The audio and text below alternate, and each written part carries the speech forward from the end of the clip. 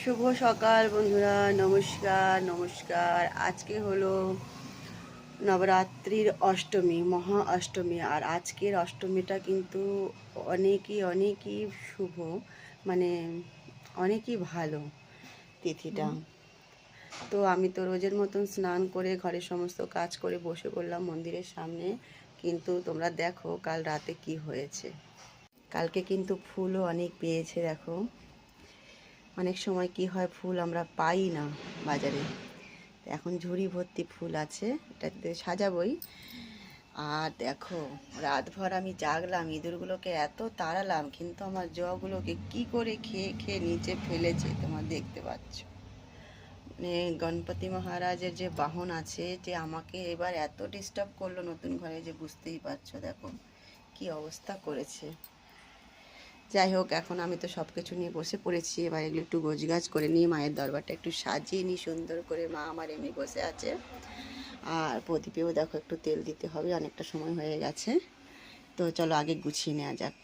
যাওয়া যাক মায়ের দরবারে। দেখো সব গুছিয়ে নিয়েছি রোজের মতো। দেখো, আর আজকে একটু মাকে মিষ্টি আমও চড়িয়ে দিয়েছি, কেননা বছরের প্রথম সিজনের আম।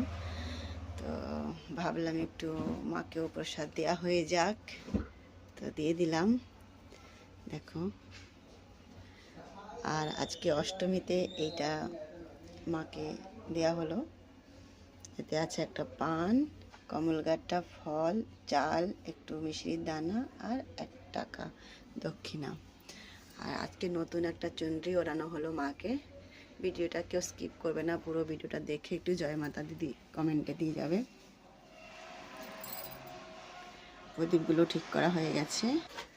আর আমার যে ঘরের রোজের মন্দির, সেটাও দেখো আজকে ফুলে ফুলে একদম ভরিয়ে দিয়েছি। মানে কি সুন্দর লাগছে, মানে ফুল যখন হয় সাজানো, তখন যে কত সুন্দর লাগে দেখতে, সেটা বলার মতো নয়। তো চলো এবার পুজোটা করে নেওয়া যাক। বন্ধুরা দেখো, আজকে মহা অষ্টমী। আর মায়ের দরবারটা তো আমি কি বলবো, বলে বোঝাতে পারছি না। আমার তো মন ভরে যায় মায়ের নামেই। তো জয় মাতা দি। তো অষ্টমী পুজোটাও বেশ ভালোভাবে করে নিলাম সকালের। মনটা একবারে মানে মন প্রাণ জুড়িয়ে একদম অনেক শান্তি পাচ্ছি।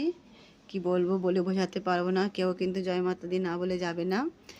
তো সবাইকে রইল অনেক ভালোবাসা। আর আজকের আমার অষ্টমী পুজোটা সকালে সম্পূর্ণ হয়ে গেল।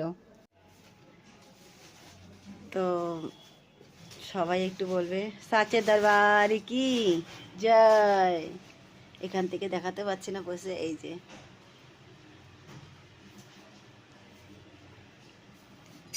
সবাইকে অনেক অনেক ভালোবাসা এবং অনেক ধন্যবাদ। সবাই ভালো থেকো।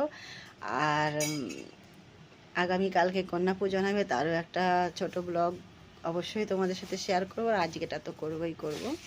তো টাটা।